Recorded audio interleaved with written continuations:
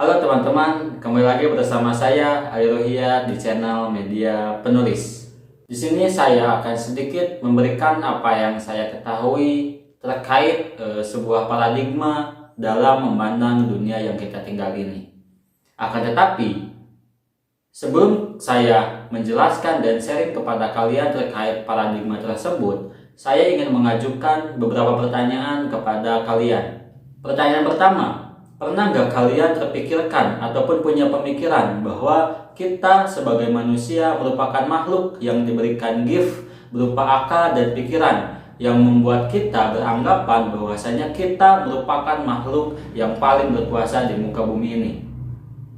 Pertanyaan kedua, pernah nggak kalian berpikiran bahwasanya kita manusia itu merupakan makhluk hidup yang tidak bisa hidup tanpa adanya faktor lain yang mempengaruhi dan memberikan kita kehidupan ini?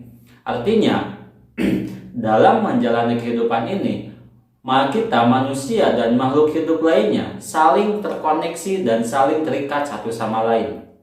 Nah, dari dua pertanyaan ini, jika teman-teman berpikiran terhadap pertanyaan pertama bahwasanya kita adalah manusia yang paling berkuasa di muka bumi ini, maka saya asumsikan teman-teman mempunyai paradigma Kartesian Newtonian.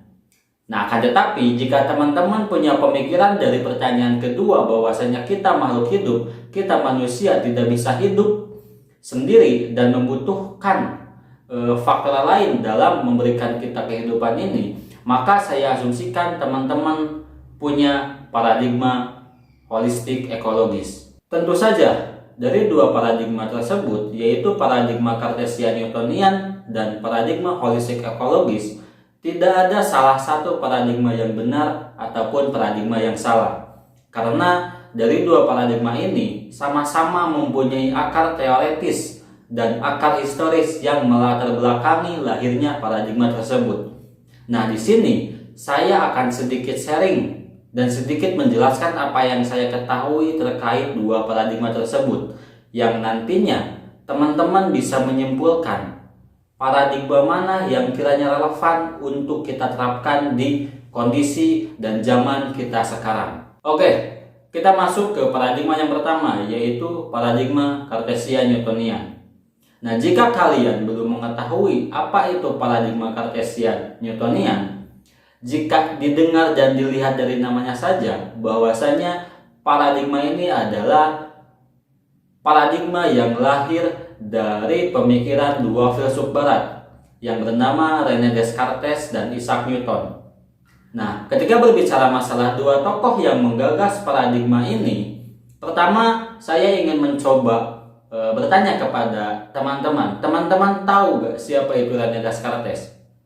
Nah, jika teman-teman belum mengetahui siapa René Descartes, saya akan mencoba memberikan clue, yaitu teman-teman pernah mendengar gak teman-teman kalian ataupun kawan-kawan kalian di kampus ataupun di tempat nongkrong berbicara bahwasanya aku berpikir maka aku ada.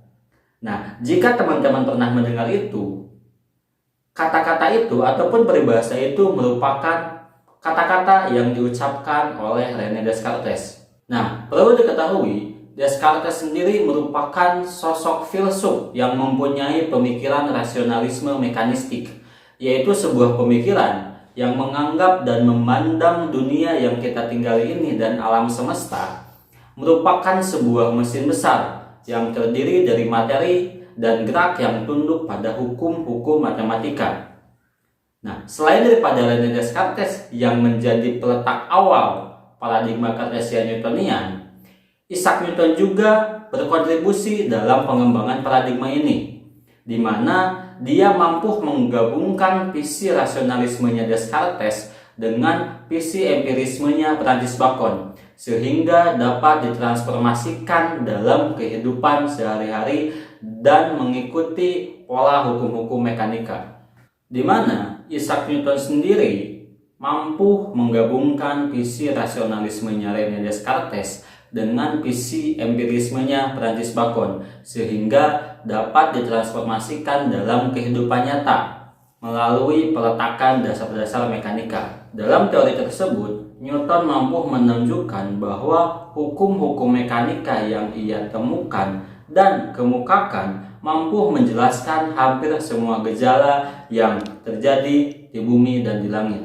Dengan begitu, Newton telah membingkai langit dan bumi melalui hukum-hukum mekanika yang dapat dimengerti oleh manusia untuk menunjang sarana kepastian dalam mengamati gejala yang akan terjadi di masa depan. Nah, Newton juga berkesimpulan bahwa tidak ada ruang kemungkinan, tidak ada ruang probabilitas dan misteri bagi fisika Newton. Nah, dari paradigma Kartesian ini melahirkan beberapa asumsi dasar yang menjadi pola pikir dan pandangan orang yang menganut paradigma ini dalam memandang dan melihat dunia yang kita tinggali ini. Nah, salah satu asumsi dasar dari paradigma Kartesian Newtonian adalah subjektivisme antroposentris. Dalam paradigma ini, manusia dianggap sebagai pusat dunia. Nah, selain daripada itu, ini juga ditunjang dan dikembangkan melalui subjektivismenya Francis Bacon yang memandang bahwa manusia memiliki dominasi terhadap alam. Jika dilihat dari akar teoretis yang menjadi peletak dasar pengembangan paradigma ini merupakan sebuah paradigma yang membuat manusia menjadi makhluk hidup yang seakan-akan mereka superior, seakan-akan mereka berdiri di atas makhluk hidup lainnya. Sehingga paradigma ini akan melahirkan perilaku manusia yang bertindak seenaknya kepada makhluk hidup dan alam karena menganggap merekalah manusialah yang paling berkuasa dan paling superpower di bumi ini. Meskipun jika kita lihat hari ini, paradigma Kartesian Newtonian ini telah memberikan kontribusi positif terhadap perkembangan industri ataupun perkembangan infrastruktur industri dan kemajuan zaman. Nah, selain daripada itu, paradigma ini juga telah memberikan kontribusi bagaimana semakin pesatnya, semakin masifnya perkembangan zaman hari ini, bahkan di era teknologi yang semakin pesat. Akan tetapi, belakangan ini, paradigma Kartesian dan Newtonian ini mendapatkan sebuah kritikan dari beberapa filsuf yang menganggap bahwasanya paradigma Kartesian ini sudah tidak relevan dan sudah tidak pas untuk diterapkan di kondisi zaman yang modern hari ini. Nah, beberapa filsuf yang mengkritik paradigma Kartesian Newtonian ini menganggap bahwa paradigma Kartesian Newtonian merupakan akar masalah dari rusaknya ekosistem dan rusaknya sumber daya ataupun lingkungan hidup yang ada di bumi ini. Sehingga beberapa filsuf yang tadi mengkritik paradigma Kartesian ini memberikan sebuah alternatif paradigma baru untuk sebagai sintesis daripada paradigma Kartesian Newtonian yang katanya itu akar masalah dari rusaknya ekosistem dan rusaknya sumber daya alam di muka bumi ini. Nah, akar teori dari kritikan terhadap paradigma Kartesian Newtonian ini bermula dari relativismenya Einstein yang menekan paradigma Kartesian dan Newtonian sehingga terjadi sebuah pergeseran paradigma.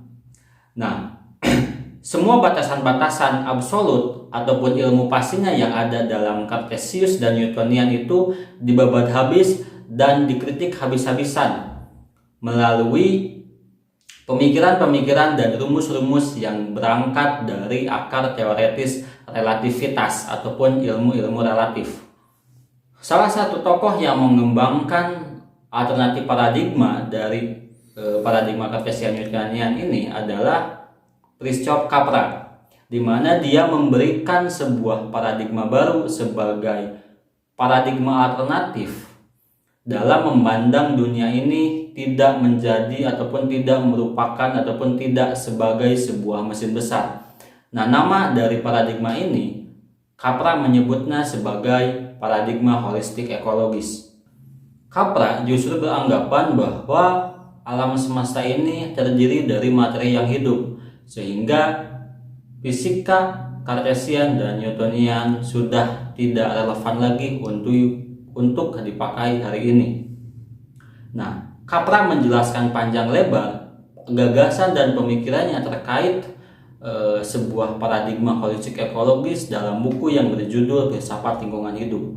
Nah, dalam buku tersebut Capra memberikan argumentasi ataupun memberikan kritikannya terkait asumsi dasar dari paradigma Kartesian Newtonian, yaitu subjektivisme antroposentrik, di mana dari asumsi dasar itu mengakibatkan pola pikir manusia itu menjadi manusia yang seenaknya, yang semaunya dalam memandang dan menjalani kehidupan ini, sehingga akibatnya dari paradigma itu, dari asumsi dasar itu yang menganggap kita adalah manusia paling berkuasa, kita adalah makhluk hidup yang paling superpower, banyak terjadi kerusakan alam yang mengakibatkan tidak adanya keseimbangan ekosistem di bumi ini.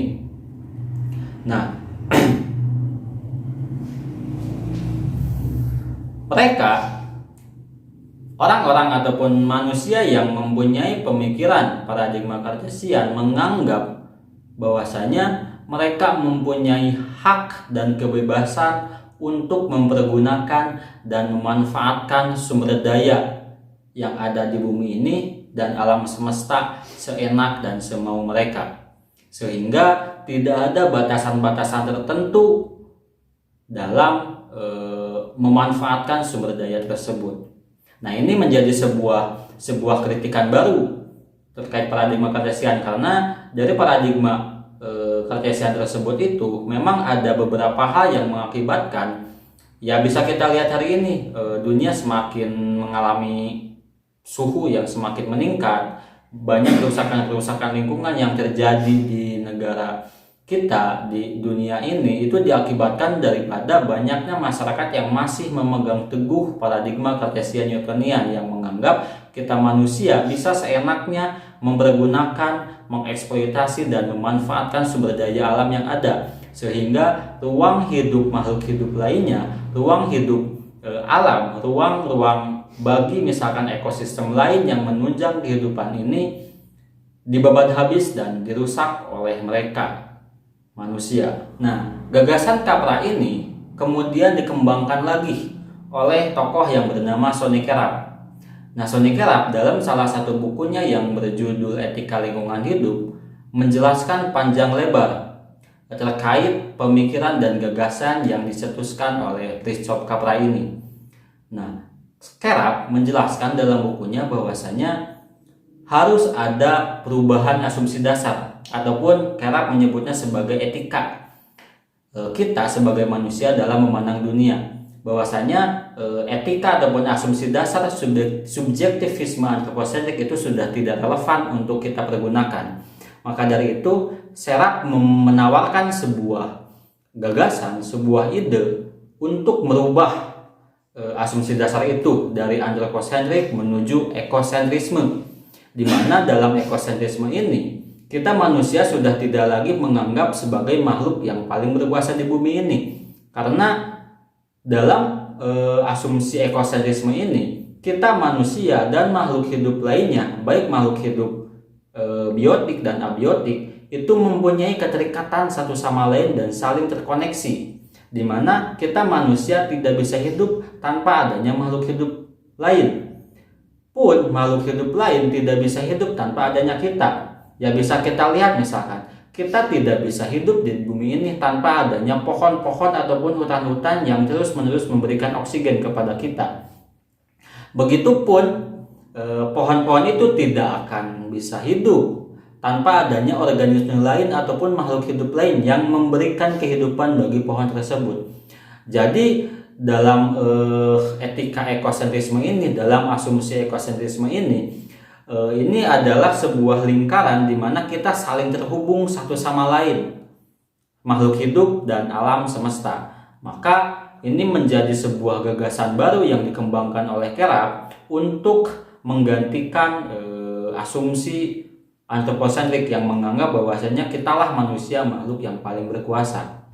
Nah, dari asumsi ekosentrisme ini, kenapa misalkan Kerap mengembangkan asumsi ekosentrisme ini menjadi sebuah jalan baru melihat persoalan lingkungan, persoalan sumber daya alam, dan persoalan kehidupan yang semakin hari semakin mengalami perusakan oleh ulah-ulah kita manusia sendiri.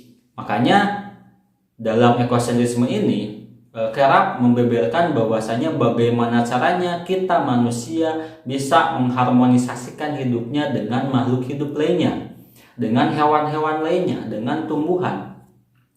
Sehingga timbullah sebuah pemikiran bahwasanya kita hidup di bumi ini harus bisa saling merawat, harus bisa saling menjaga, dan harus bisa saling melestarikan satu sama lain. Jangan sampai ada dominasi antara makhluk hidup A dan makhluk hidup lainnya. Jadi ada keseimbangan di sini, ada keseimbangan kehidupan di mana ya kita sudah tidak lagi bisa mengeksploitasi alam seenak jidat. Kita sudah tidak bisa memburu hewan-hewan semau kita, tetapi kita juga hanya bisa memanfaatkan alam itu hanya sebatas cukup untuk kebutuhan kita sendiri. Nah, ini mungkin nantinya dari paradigma ini akan sedikit menyentil salah satu sistem ekonomi yang kapitalistik ataupun yang serakah gitu. Nah, ini juga nanti akan ada alternatif sistem ekonomi baru yang memang mampu mengharmonisasikan hidupnya dengan alam yang ada di sekitar kita. Yang pada akhirnya ketika manusia sudah berpikiran dan sudah menganut ataupun sudah mempunyai dan sudah memahami paradigma holistik ekologis ini, nantinya manusia ini tidak akan lagi berpikiran egois, berpikiran yang hanya sebatas mementingkan dirinya sendiri. Akan tetapi ketika kita sudah bisa memakai dan menerapkan paradigma holistik ekologis, kita manusia juga bisa berpikiran bagaimana caranya kita bisa saling menguntungkan, bagaimana caranya kita bisa saling merawat dan menjaga alam semesta dan makhluk hidup lainnya. Jadi menghilangkan egosentris dan egoisme dalam diri ketika berbicara masalah paradigma holistik ekologis ini. Nah, mungkin itu yang bisa saya sharingkan dan bisa saya sampaikan kepada kalian. Mudah-mudahan apa yang saya sampaikan cukup jelas, dan jika misalkan kurang jelas, teman-teman bisa lebih mengembangkan dan bisa lebih belajar di media-media lain. Karena hari ini banyak literatur yang menjelaskan tentang paradigma Cartesian Newtonian dan paradigma holistik ekologis di beberapa media. Ya, melalui koneksi internet, coba misalkan kalian searching di Google ataupun di media-media lainnya. Bahkan jika kalian memang tertarik untuk memahami dan mendalami paradigma holistik ekologis, teman-teman juga bisa membaca bukunya Christoph Capra yang berjudul Filsafat Lingkungan Hidup, atau bukunya Sonny Carap yang berjudul Etika Lingkungan Hidup. Nah, terakhir, jika kalian mempunyai pemikiran misalkan kenapa saya dalam video ini menjelaskan ataupun sharing terkait dua paradigma tersebut, ya ini hanya sebatas saya ingin men-sharingkan apa yang saya ketahui terkait dua paradigma dalam memandang dunia ini, sehingga nantinya kalian bisa ikut belajar bersama-sama, bisa ikut paham bersama-sama kiranya dari dua paradigma ini mana yang cukup relevan dan sangat relevan untuk kita terapkan di kondisi hari ini. Nah, mungkin itu yang bisa saya sampaikan. Dan ketika misalkan kawan-kawan memahami ataupun kawan-kawan belajar tentang dua paradigma tersebut, kawan-kawan nanti bisa menyimpulkan sendiri. Bisa menyimpulkan sendiri mana paradigma yang kiranya relevan untuk kita terapkan. Saya Ali Ruhyat, pamit undur diri.